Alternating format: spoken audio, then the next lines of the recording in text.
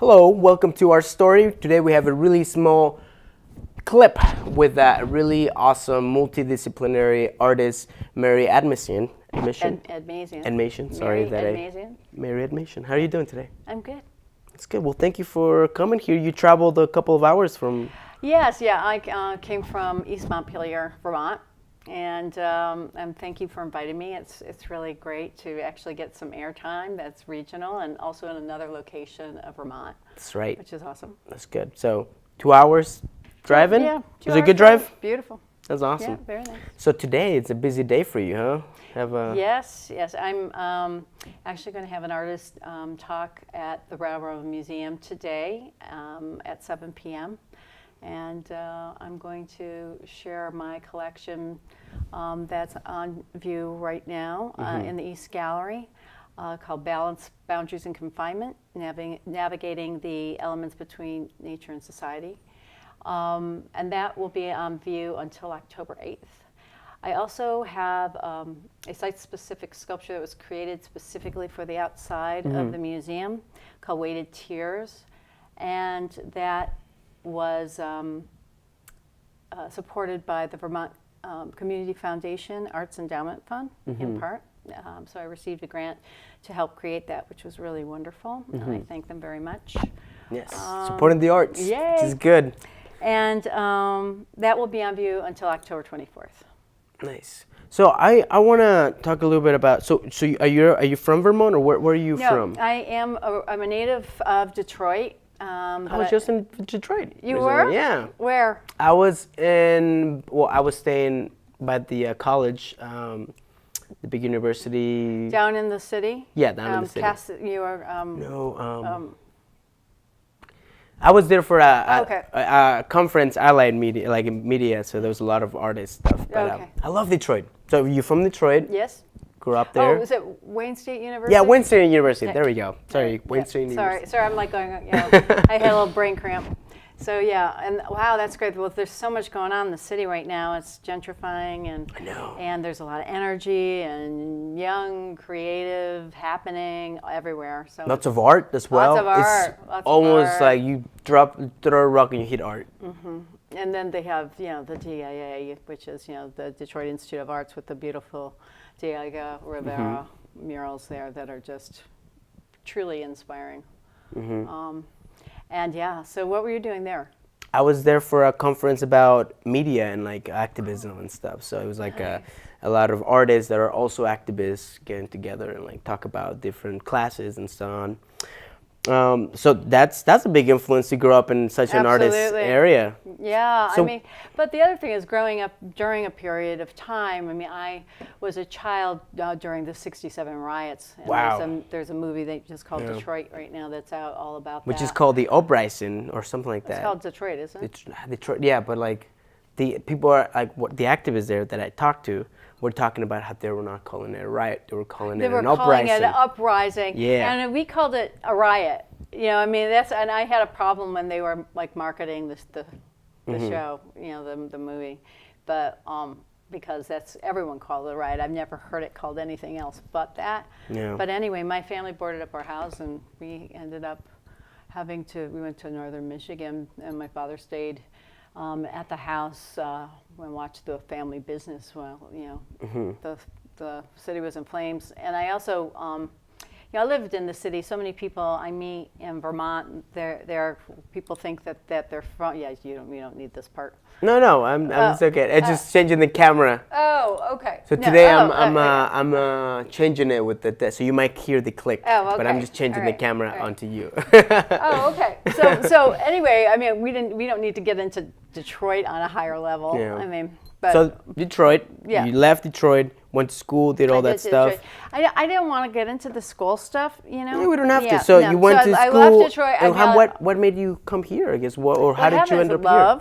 I ended up, and I don't want to talk about my personal life all that much. Yeah, I understand. But I ended up, going to school in Ann Arbor, Michigan, and then basically, fell in love with a young professor, and we ended up at Colby Sawyer College and in New London, New Hampshire, and I actually finished my BFA there.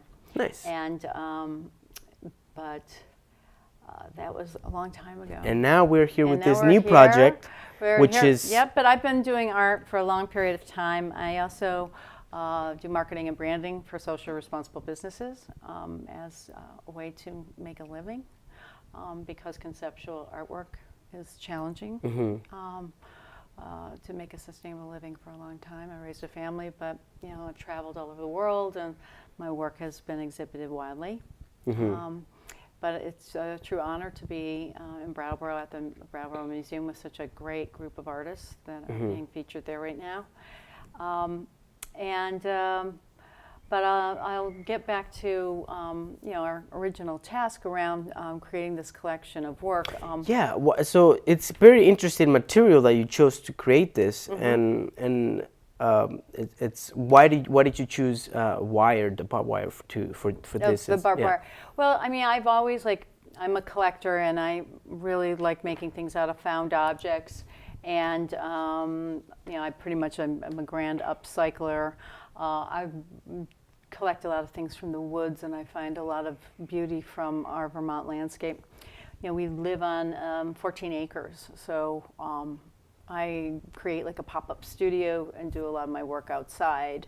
But I really fell in love with the whole barbed wire concept. It's especially the rusted material, and that and basically I've assembled collections of materials from the natural Vermont landscape, flea markets, and backyards to create a body of work that illuminates our efforts to find balance amid the cultural and social and psychological restraints that both contain us and free us.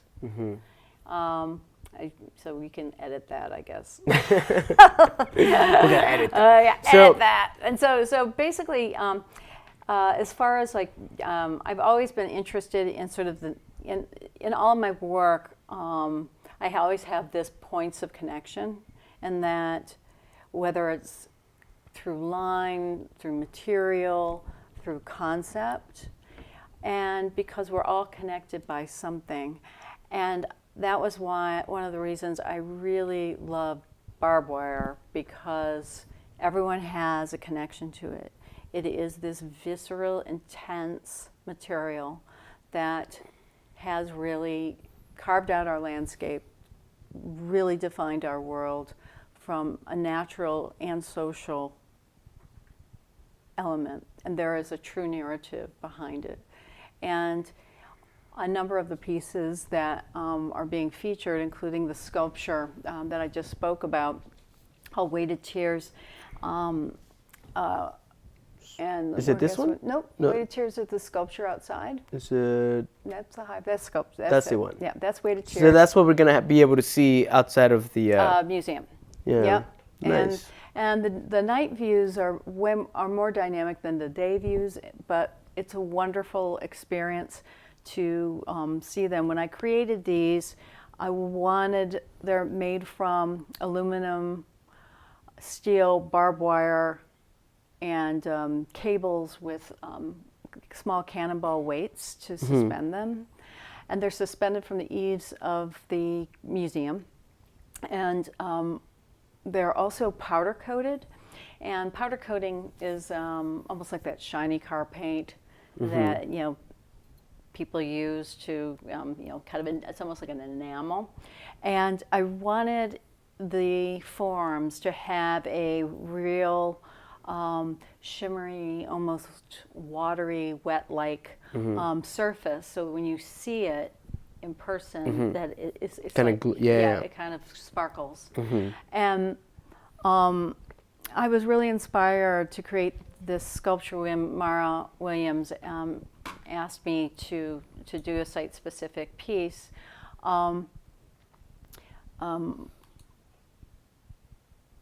That I was inspired by all the Syrian refugees and the refugee issues that were happening in America. And this was the end of last year. Actually, it was before that. It was like between 2016 and 2017. And it was even before Trump was elected.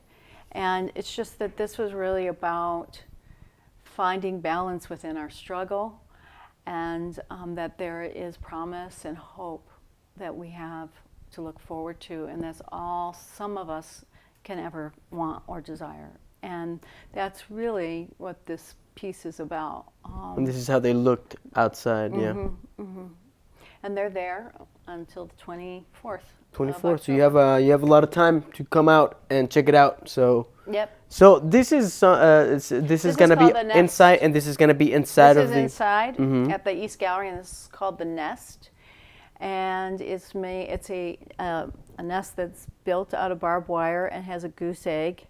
And a real goose egg? It's a real goose egg. And Vermont birch. And on the bottom, which you can't see, is a stove trivet. So it's sitting on a stove trivet. And this is really, no matter what happens to our environment, whether we have a natural disaster or there's something that happens within the home, females always find a place to nest, no matter what. So, and homey, feels like home almost. Yeah. Yeah. Even though it's hard, it's home. I like it. I like it. So, and this is also inside? That's inside. This is called the Hive, and it has this old rusted steel chain, and it is barbed wire and painted black and white. And this was inspired by the events I made it in 2016. It was inspired by the events going on in Ferguson at the time, and I was. And endless things just keep on happening regarding race every day, issues, crazy, and all of that. But again, knowing these issues and being raised in Detroit, it's so ever present. And I was just hoping by this time in my life, a lot of these things would subside, but they have actually, I think, escalated and have gotten worse. Well, at least they're on their faces more, Totally. Before maybe it was hidden, but now because everybody's filming things, it's like on their faces and we can see it. Totally right. But this is, the form that I created here is a combination of where the black is inside the hive, and then basically the white energy around it is binding the black inside, and others escape and come out. But I mean, that may be a little bit too much information for this piece.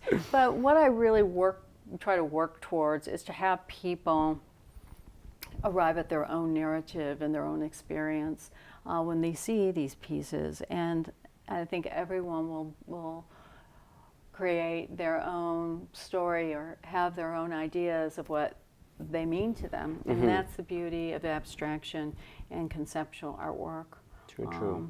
But yeah. Awesome. So if people want to know more about your stuff or follow your work, where can they go to? They could go to maryadmasianart.com. And I'm also on Instagram at maryadmasian. And it'd be great. I'd be interested to hear what you think. Awesome. And where are your next projects after this? Where are you? Any other exhibitions? Yeah. Right now, I'm in Woodstock, and I'm part of the land art lab at the King Farm, which is associated with Sculpture Fest in Woodstock.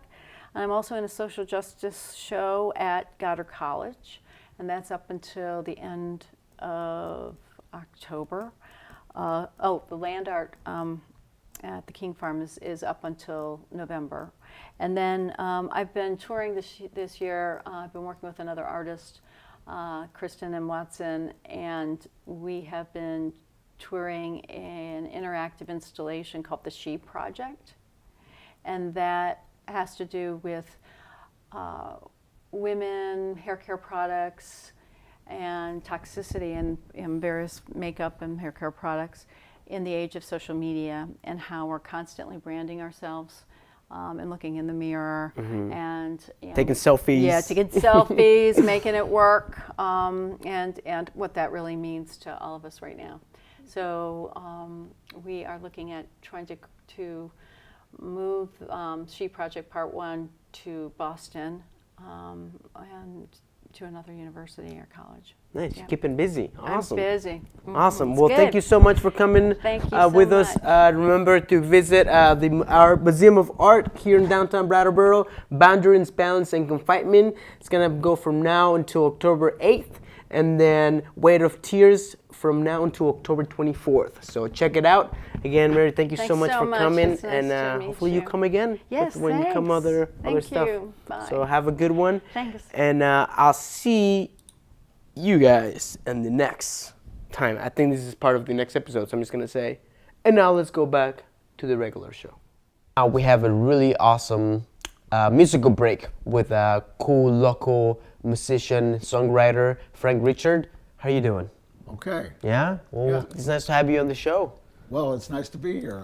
Thanks for having me. No problem, no problem. So, where are you from? Are you from Brattleboro? Well, I've been in Brattleboro for about 15 years. Yeah. Originally from Texas, Texas? Where in Texas? Houston. Whoa, do you have family right now in Texas? No, we all got out. Yeah. Yeah. I was there for maybe like 30 minutes, and then I got out as soon as I could. Yeah, I wish I'd gotten out sooner. It was nicer when I was growing up, but I'd never go back. Awful place to be compared to Vermont. Yeah, my thoughts are with the people, but yeah, it's not that good Hot, place. stinky, commercial, pavement, no environmental values. Yeah. I don't know how anybody lives down there. I don't know. But I did it. Yeah. So 11 when years. did you for 11 years you said? About 11, actually just about 12. Yep. And then where did you go? Came up to New York. Oh, nice. Cool. That's way cooler than Houston. Right. I mean, not to say anything about Houston, but if you live in Houston, you should not live there, obviously. So what made you move to Vermont? It's nice up here. It's nice up here. Nice. And so you just always played the guitar and Well, since yeah, I've always I actually started late. I Late. didn't start till I was, and maybe the musicians out there can tell. I started playing actually after I got out of school. I didn't play as a teenager. nice. So what made you play? 2 words, Bob Dylan, Bob Dylan. So big influence on you. big influence. Nice. What is your favorite song from him? Oh, I can't. There's too many songs. I haven't got a favorite song. That's good. He's a very influential artist. So you mainly play the guitar and the harmonica, correct? I play piano too, but I didn't bring the piano up into the studio. And I don't play, when I play out, I play it super fresh, usually about every 2 or 3 months. But I don't take an electric piano out with me when I play. Not yet, anyway.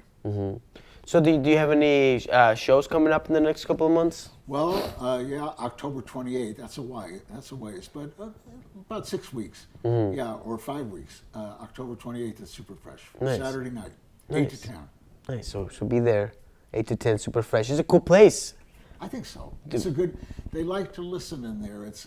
I think it's the only listening room in Brattleboro right now that I know about. It's very intimate, you know. It's very like there's very few people. It's very close together. Like people are just really close. And the waitresses are really nice. Unlike some places, they really treat the musicians well. When you walk in with all your stuff, they make you feel good as opposed to, oh, get out of my way, I'm waiting tables. They're really nice in there. Jessica, the owner, is always real nice to me. So, and my friends like to come there. Yeah. They feel good there. That's good. You know, like it's some people are just not people. You know, some people aren't people. It's like my song. Yeah, actually, let's go back to that song. Let's go back to Frankie. We just recorded this. a Some minute ago. humans ain't human. Some humans ain't human. Who wrote that? Well, John Prine wrote it, but I updated it. Nice. And I think anybody who's listening carefully to the song, especially the spoken part, will realize the part that I updated. Nice. It's up to I date. changed it, but I didn't ask John Prine if I could do that. Well, let's check it out. Some humans ain't human. Some people ain't kind. You open up their hearts, and here's what you'll find. A few frozen pizzas, some ice cubes with hair, a broken popsicle. You don't want to go there. Some humans ain't human, though they walk like we do. They live and they breathe just to turn the old screw. They screw you when you're sleeping. They try to screw you blind.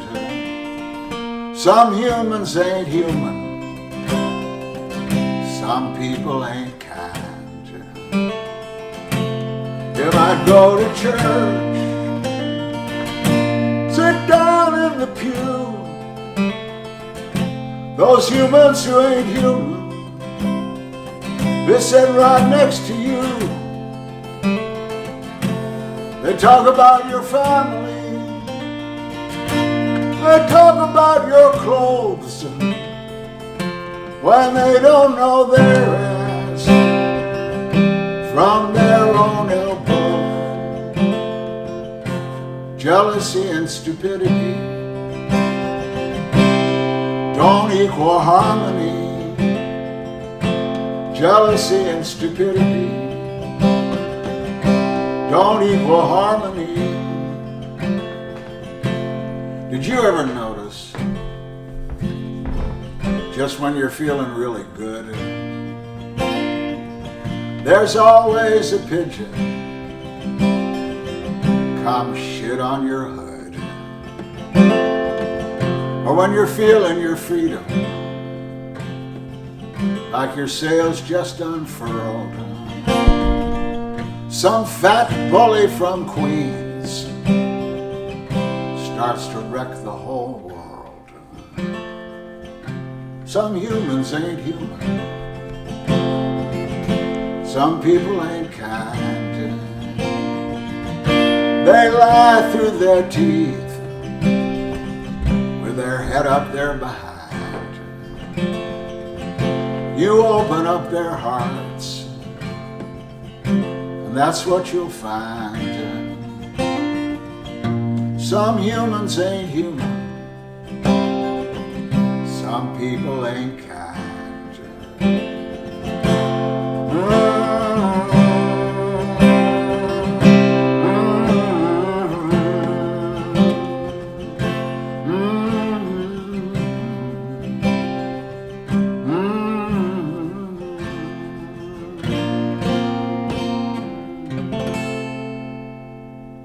Whoa, I noticed who you were talking about there. You were talking about the 45th, huh? King Donald. Yep. Yep. That guy, it's very hard to like him. So I'm glad you made a song update with that song. So the 28th, October 28th, you're playing at Super Fresh. On Main Street. Main Street. Right next to the Latches. What is your favorite food there at the Super Fresh? I haven't eaten there. You haven't eaten there? How could they don't give you food? They don't feed you? They give me food. I got the coupons in my wallet. Okay. I go in there, I play, I'm wiped out, I go home. Nice. Cool. Well, if you want to eat some food at Super Fresh, he has the tickets. So just hustle Frank about some stuff.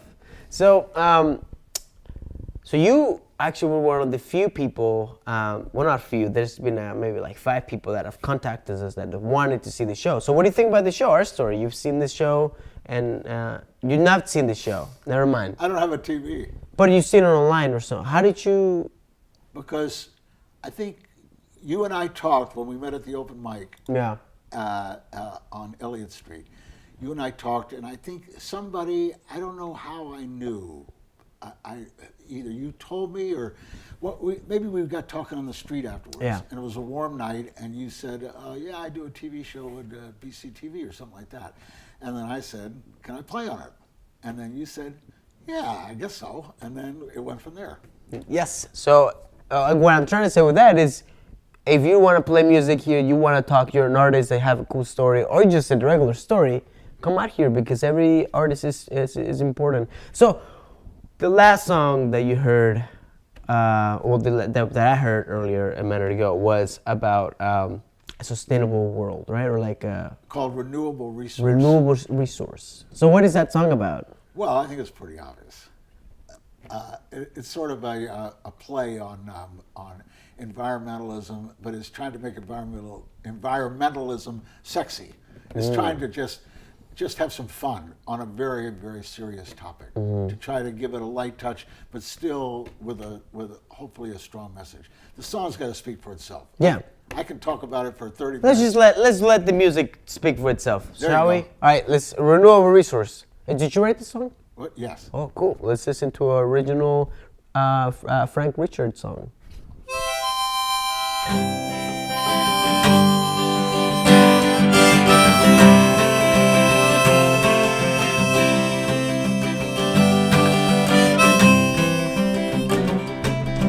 Everywhere I go, I hear talk about energy. We're burning all this dirty fuel. We got to have new sources, it seems. There's people paralyzed with fear and doubt. I don't know what all the fuss is about. I had the problem licked about the time I turned 14. Ooh, baby, I got an easily renewable resource. Honey, the way you move is pumping me up with a life force. Why be cold? You're only gonna be full of remorse. When you can warm up on my easily renewable resource. They say coal's too polluted, nukes are worse, and now we're fracking gas and oil.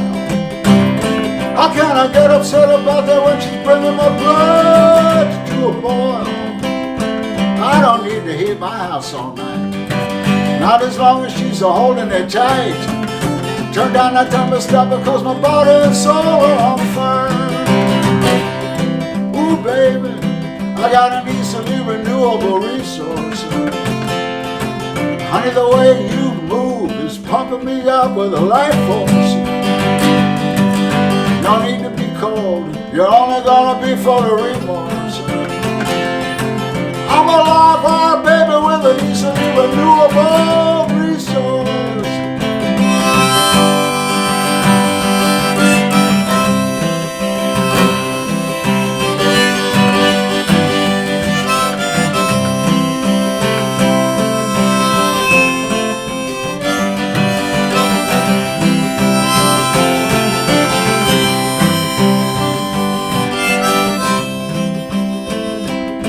Give me good food, sunshine, a little whiskey, keep me healthy and strong. You got a hot, loving woman, I can burn a candle all night long. People, what you so worried about? I got an answer here that make me want to shout about a clean, burning, fun-loving, easily renewable resource.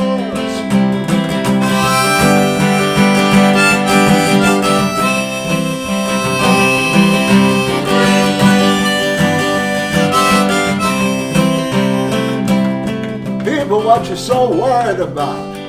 I got an answer here that make me want to shout about a clean burning, slow driving, easily renewable. Don't forget now, baby, that small is beautiful, deep diving, no jiving, easily renewable resource.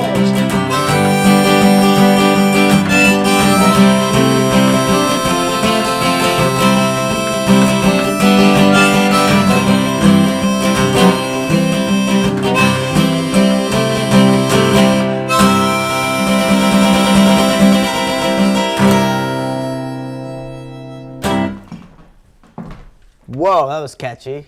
That was nice. I really like that song. So hopefully we can all take some wisdom from that song. And seriously, we need to work on this planet, make it better, right? Right. Just don't drive fast to it. Yeah, please. Yeah.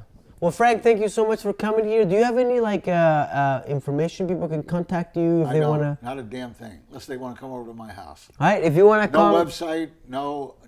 There's no website. No links. No nothing. It's pathetic. But I'm getting there. So this was really nice having you. Good to be here. And hopefully you come back again. Thanks for having me. No problem. Thank you for coming. And that was our story. So thank you for tuning in, and I'll see you next time with some cool stories and just talking about the stories that matter to the artists here. So have a good day or night whenever you're watching this. See you later.